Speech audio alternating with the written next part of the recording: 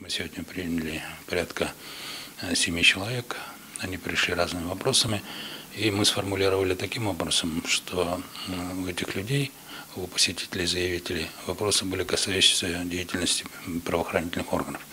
Они жаловались на не совсем объективное реагирование на те или иные случаи. Это касающиеся нарушения прав дольщиков, вопросы невозбуждения уголовного дела по тому или иному факту, вопросы неприема заявления, скажем, или волокита действий, просроченные процессуальные сроки и так далее. Вот эти вещи сегодня обсуждались.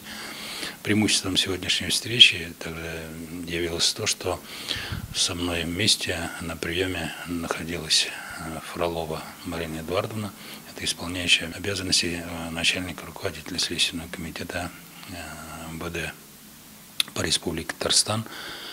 Многие вопросы мы решили на месте или обсудили, как тому или иному направлению данному заявителю поступить. Мне кажется, это более такая результативная работа у нас получилась. Это мы использовали впервые. Но думаю, что в дальнейшем, если это будет помогать нашим избирателям, нашим заявителям, мы такую форму по договоренности с руководством местных органов власти, муниципальных структур в том числе, в моем случае это руководством правоохранительных структур, будем продолжать работать.